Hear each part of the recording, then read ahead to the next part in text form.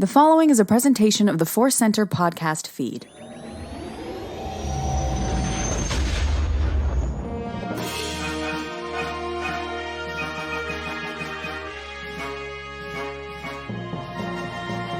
As Obi-Wan Kenobi once said, hello there, and welcome to Force Center Presents Databank Dive. I'm Ken Napzok.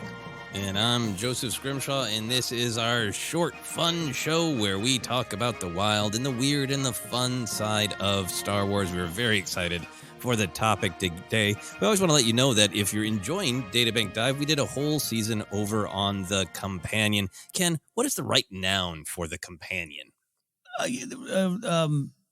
Sci-fi databank of articles. That's a lot of words. That's not a noun. But it's an accurate description. It is a site, an organization, an idea. Anyway, you can sign up for the Companion. They have a bunch of great content covering all sorts of different kind of science fiction, including a whole season of Databank Dive we did there first. And now we're excited to be doing them for everybody.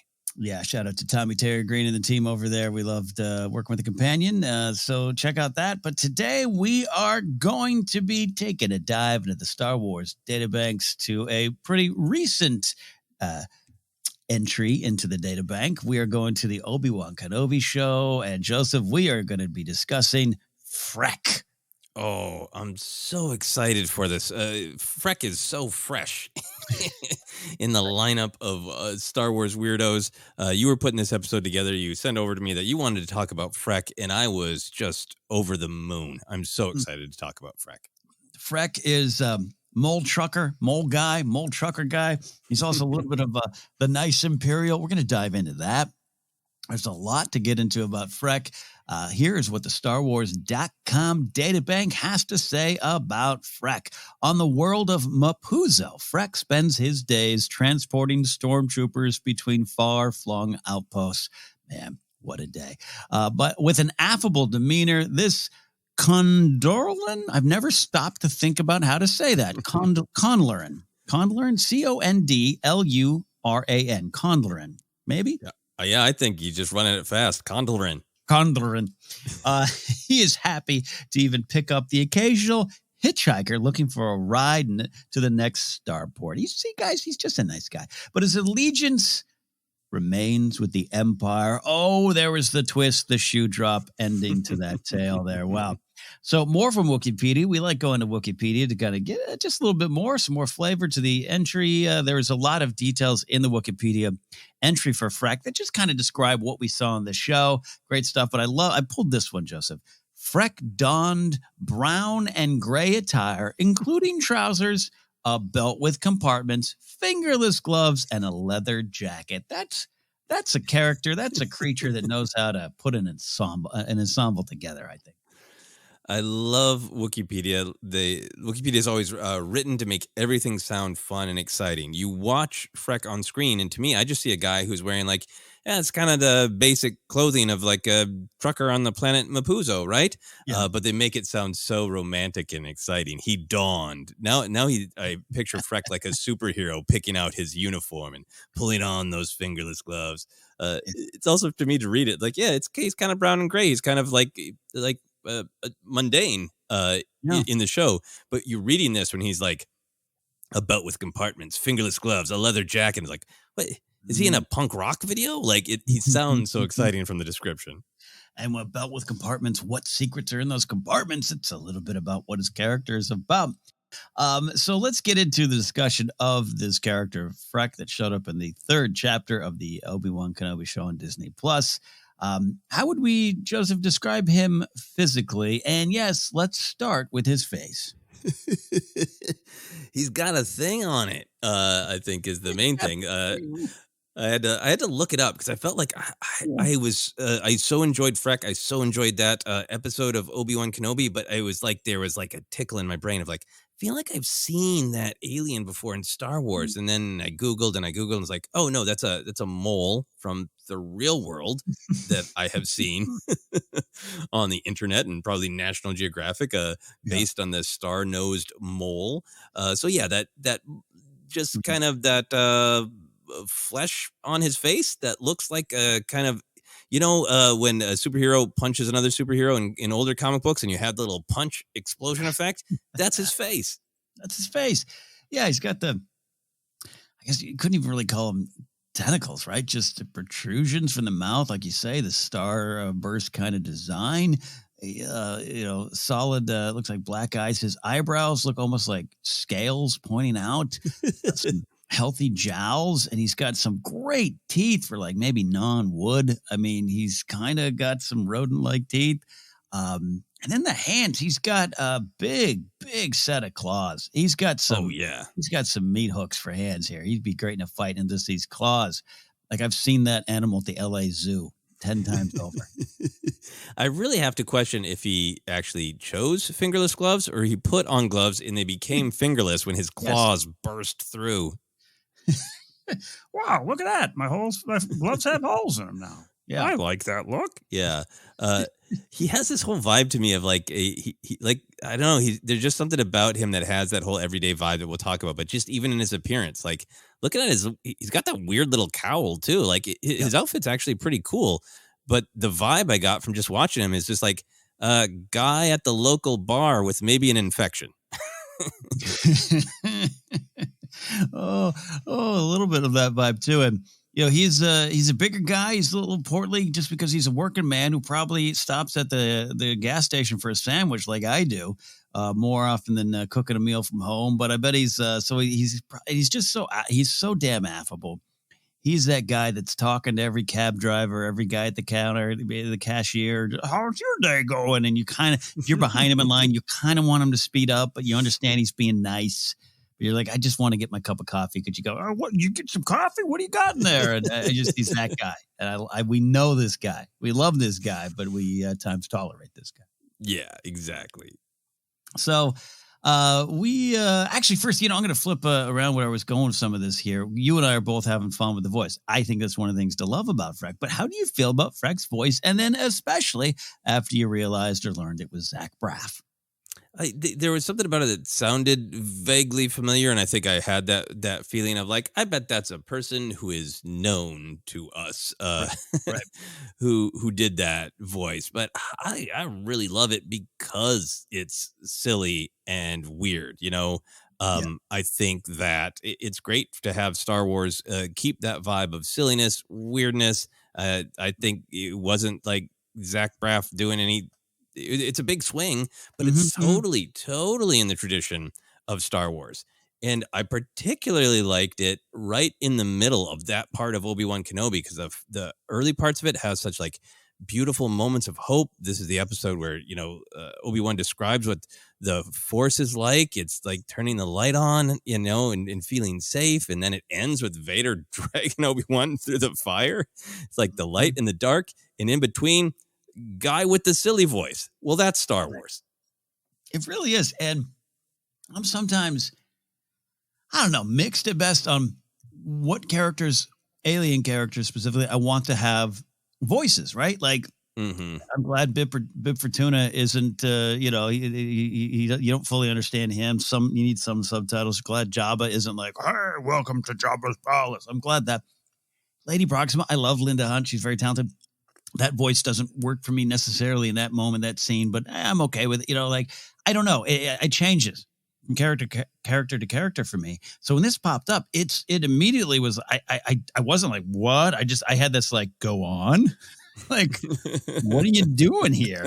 And then you'd say him like you, like, that's gotta be someone. It's just gotta be someone. Brav, I don't have a problem with Brav at all. I like Garden State. I like the Shins. What do you want from me? I like Colin Hayes. Zach Braff has good music taste. So I had no opinion either way. Just was like, all right, he's a Star Wars fan.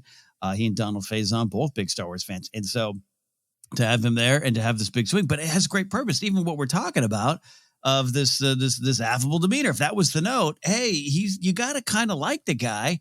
And then all of a sudden at the end of the sentence, he says, hail Palpatine. And you're like, whoa, record scratch. Like that point's got to be driven home. And so I think the weirdness, the awkwardness of the voice in the quotes, and then that hand-drawn Imperial sigil, it all works for me. And all at the end of the day, it really does work. Yeah, the voice sets it up. And I think that's a fascinating thing about, the back and forth between sometimes aliens have these great, bizarre, interesting voices like Jabba, like Bib, Mhm. like Greedo, and then Chewie. And then sometimes they're speaking basic, and sometimes they're speaking basic in kind of a silly, weird voice.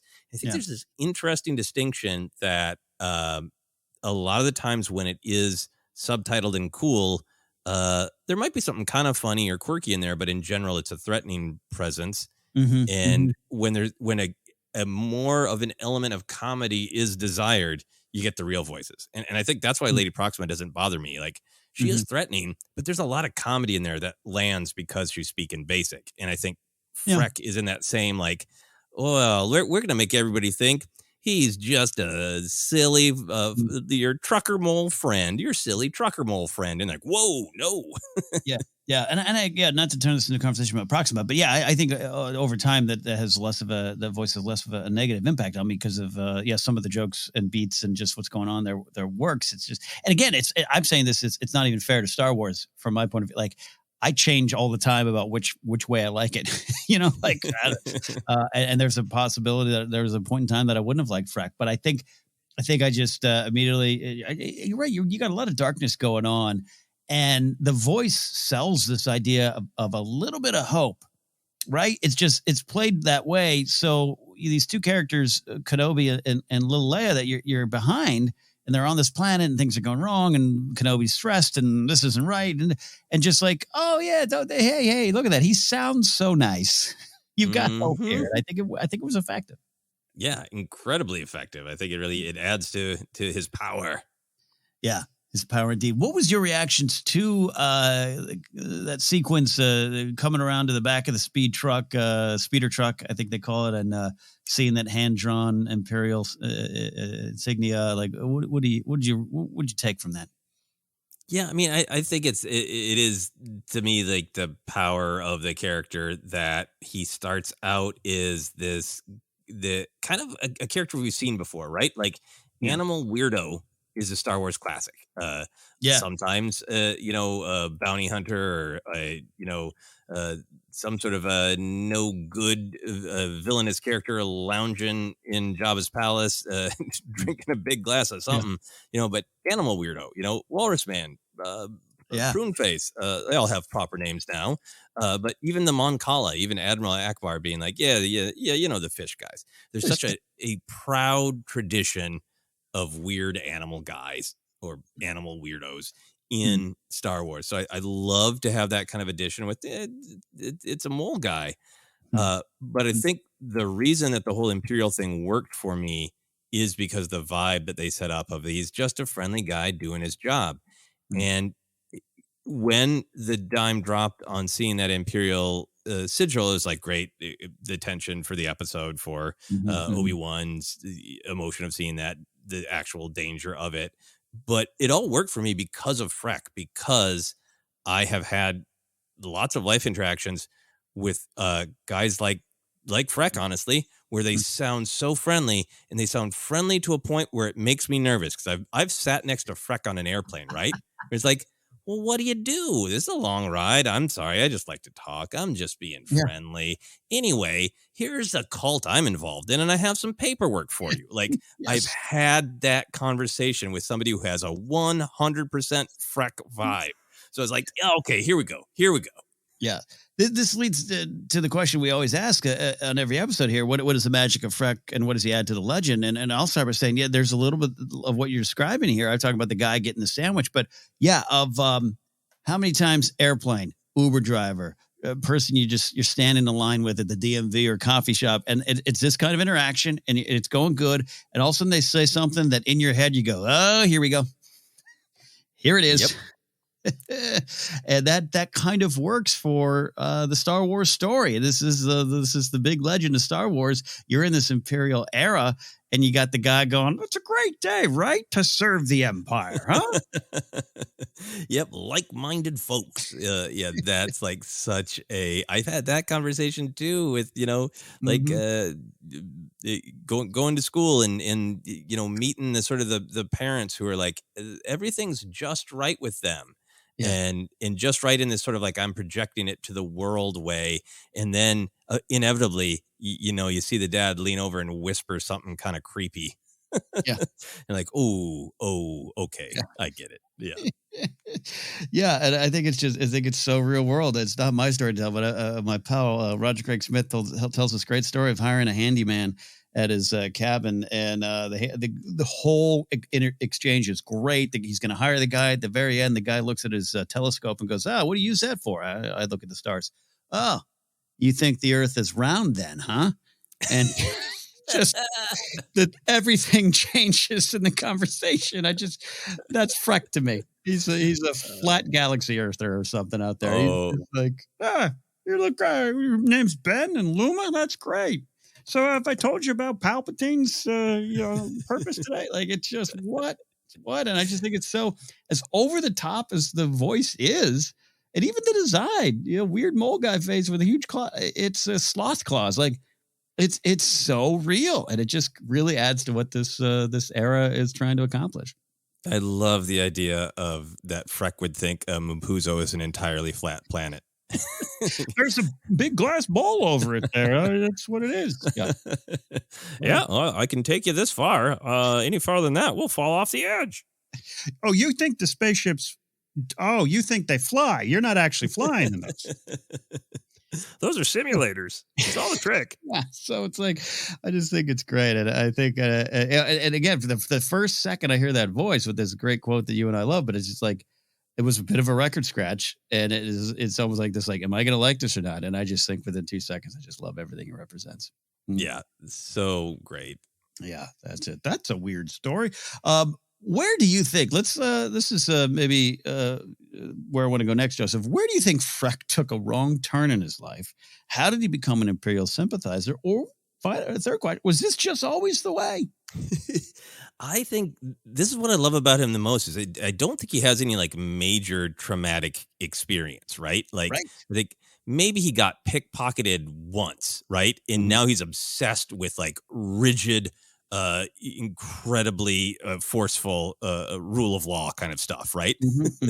Like the way he says, nothing wrong with a little order, right? Like, I think maybe he heard about a Clone Wars battle once and he's like, well, that's not right. Yeah. I think he goes on lots of rants about what's not right. And so I think he's got that perspective of there's some little bit of fear that came into his life once, a tiny bit of fear, and that turned him into an all order, all security person. And I don't think he's ever had a bad experience with the Empire himself. Yes. I love that we get to see that he's kind of buddies with the stormtroopers and they kind of joke around with him, right? I don't think he's ever encountered like a Moff coming down and going like, why are you associating with this Kylo Ren? Yeah. They're beneath us. Like, he hasn't seen any horror. He hasn't experienced any horror. And I think it's that other, like, he's so silly. He's a mole trucker guy, but he's just dripping with that realism of, somebody will try to tell you, hey, I've had this really bad experience with these authority figures. And somebody will be like, well, I never have. So that couldn't have happened. That's exactly that. You almost said, you said in Freck's voice. Well, that's weird. I've never seen that. And yeah, I think that's absolutely true. I love what you're saying, because if you read kind of the backstory, you learn the backstory of like Rey Sloane.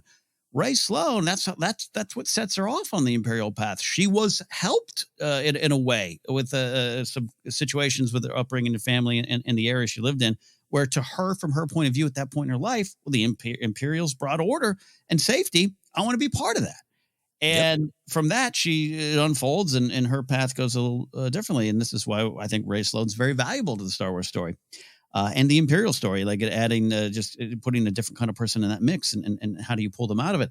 So I think it's great. And I think you're right. That's exactly the way he's a working guy and he's got a good gig. And he's affable. He's going to be nice. And they don't seem super friendly with him. They're not going to hang out with him after. No one's playing sabacc with him at Freck's house. He probably invited, you guys want to play sabacc today? Oh, I'm busy. Yeah, I'm busy. The new T16s are out. I'm going to go check them out. Like, he doesn't have any real connection, any real friends, but he's not facing the oppression. He's not facing the scorn. And again, this goes to what this great purpose. This silly character has this great purpose of how the oppression truly grows, beat by beat and piece by piece. Yeah, I want to pick up Freck and have him have a conversation with Andor. I want Andor to give him a good. I've been in this fight since I was 6 years old. Here's what happened to this planet. Here's what that happened to that planet. And Freck just saying like, never happened on Mapuzo. That's a weird story. Yeah, Even though it obviously did. We know that Obi-Wan is like, I was here. It's awful now. And yeah. you know. Well, yeah, and I wonder. It's just he looks around and just kind of accepts it. And again, and I think there's nothing wrong with his life, his job, and what he's trying to do, and just never felt the need to look up, and no one really tells him you need to look up. So maybe he should run into Cassian and Jin a little bit later on. Oh, love it there. Yeah. The voice clearly works because I can't stop doing the voice. I'm going to be talking to my dogs like this the rest of the day. So. Yeah, I mean, that's a weird story. Is a straightforward, funny line. It's playing on the comedy of Obi-Wan and Leia kind of bickering about who can sell their story and who should speak and who shouldn't. And that's a weird story is a good punchline to that. But it's really that weird voice that makes it so funny. Yeah. Absolutely. This is the story of Freck here. So, putting yourself into the story, we'll talk about Freck. And we'll talk about Freck as a toy, too, as well. But if you're in this story and Freck offered you a ride on a speeder truck and you needed the help, this is the key part of the scenario. Joseph. Would you take it and how would you deal with it there? Because I'll say this, I get Kenobi's, apprehension, but it's a big lesson for him too. It's part of a bigger theme going on. But I also you're in a what are you going to do situation, which I think Leia kind of gets. So what would you? Mm-hmm. Oh yeah, that Leia gets it. Yeah. So what would you do in that spot? Oh, I think I would be doubtful Obi-Wan. I would try to say no. I would absolutely try to say no. I've had trying not to share specific things, but I've had bad life experiences with that vibe of like, I'm your friendly buddy. You know how things are, and just somebody kind of offering you help so they can then kind of put pressure on you to agree with their worldview. Not an exchange of worldviews, but if you're going to ride in my truck, you better think what's right. And that gear change is I don't like people trying to take my agency away. And it's a real subtle way of taking your agency away, right? Oh, totally. Yeah. If you're in my truck, it's not that you're going to respect my beliefs. It's that you have to believe the exact same thing. Anyway, I'm spiraling, Ken. The answer is no. No. I would try not to. And then if I knew that this is life or death, I got to get in that truck. Then I'd be really, really prepared to do my best steering the conversation to safe topics. I would not get into whether Mapuzo is a globe or not. I would stay so far away from that on purpose. Yeah, which is the danger sometimes. Sometimes you just kind of have to nod and smile, and not in an agreement, but just can we please move this forward? And everywhere, So I'm with you. No, I think I would have. That's why it's not to get in reviewing the Kenobi episode again, but it's Kenobi's in the spot of not trusting and this and that and not finding the hope. And so there's bigger things there. And again, I think Leia just kind of, hey, this or we walk. And there's some bigger things going on there. But I'm with you too. I think I would have been, if you need help and this isn't a Uber you called or a Lyft to pick you up. This is, I don't know. And I'm already getting weird vibes. Do we get in this van or not? I'm always going to say no. And so I don't know. And a bit, you and I have been in cabs together in Chicago. You don't know when these conversations are going to have that turn. You just got to have your head on the swivel. How many weird Uber conversation turns have you had where it feels like totally normal and then suddenly it's I'm telling you about my collection of masks and how my wife I've been married to for 2 days doesn't like all my death masks. That was a real one for me once. Wow. I'd say it's in the 80% range. The only because, and again, you've been in, particularly with cabs, but also, rideshare cars. I am a little Freckish. I am a little let's hey, let's talk. We're in this together. If you want to be silent and I want to be silent, that's a different case. But as I've had that, and I've had them go, woof, I got to get out of here. I've even had the ones with the Star Wars ones where they see either my Star Wars hat or sometimes I wear the Black Series Rebel pins I got and that Star Wars fan, huh? And it's oh no, is he with the Imperials? I think he's in the Imperials. But I had one in Chicago, cab driver. Oh my gosh! Actually, it was more of like a car. I called a service or something. I was leaving Celebration. This is Celebration 2019, and we were having a great conversation, just chatting about life. And all of a sudden, he's like, "Let me ask you this." I go, "Yeah, you believe in aliens?" And I literally went, "I don't know, but I want you to tell me." And we had a great conversation. So it's a little different. So I could go either way, which is why I might be at the danger of getting into the Freck speeder truck. I might feel I can get my way out of it. I need you or Leia to guide me through it. Yeah, no, and you are great, and at being in a rideshare. Yeah, no, and I think if I'm in the right mindset, I think I can handle it, and that is the right way to handle it. Is just like, as long as you're not trying to force me to, vociferously agree, just tell me your thing. Cool, interesting, awesome. Oh, it's fascinating. Oh, Freck. The possibilities are endless around this character. I want him to show up so many other places in Star Wars. If Freck was in the original Kenner collection of figures, Joseph, how happy or disappointed would you be to get him as a gift? You run downstairs, if you have a tree there and you get a gift and you unwrap it, and this mole guy is probably what would say on the package.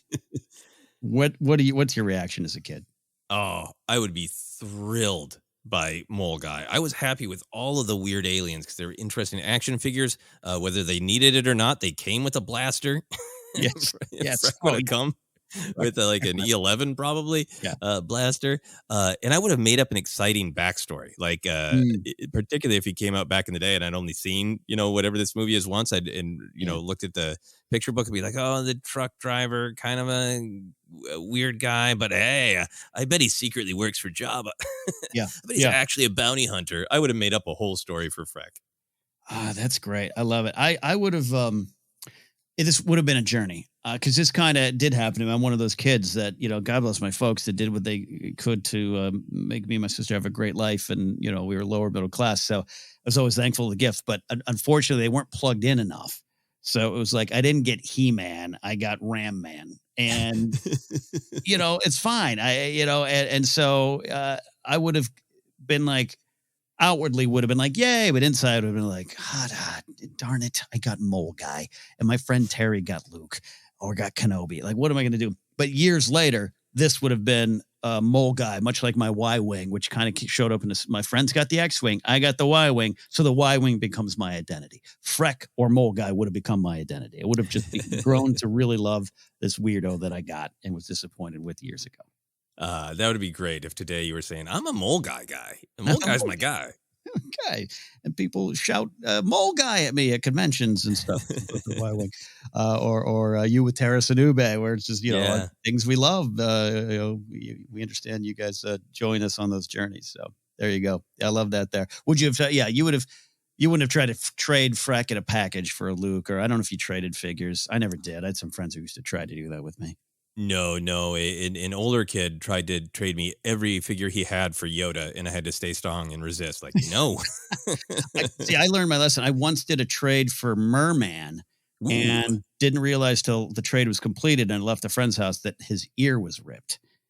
So I had an injured merman in my He-Man adventures. So learn my lesson. This has turned into a wonderful discussion of our toy memories from the past here. We're talking about Freck, but before we get out of here, Joseph, we're going to rate the wild and weird factor of Freck. Our rating is always based on one of the original Star Wars weirdos, Lobot. So out of 10 Lobot heads, 1 being the least, 10 being the most weird, how many Lobot heads do you give Freck? I'm going real high. I'm going 9 out of 10 because his design is weird. It is based on a real life animal, but it is like strange and off-putting.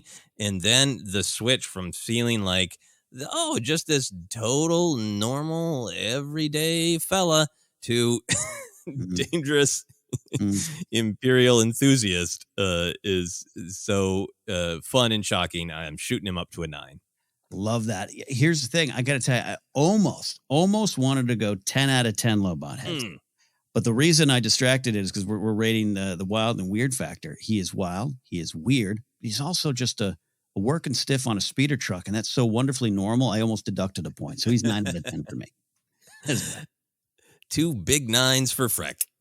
It's a Freck kind of day here. We have had a lot of fun discussing Freck. What do you think about Freck? What would you do with a Freck figure if he was just called Mole Guy and you got it on a holiday morning? Let us know. You can do that by reaching out on Twitter and Force Center Pod. From there, you'll find links to all the places to find Force Center. You can follow me at Cat Napzok. Go to my website, catnapzok.com. Joseph, where can they go for you? Yeah, you can find me on all the social media, Twitter, Instagram, TikTok is at Joseph Scrimshaw. I will definitely be highlighting a Freck action figure when they finally make one. All my other stuff is on my website, josephscrimshaw.com. Oh, there you go. That's not a weird story. It's the truth. That's where you can find us. And that is our look at Freck here on Databank Dive. We'll see you next time, friends.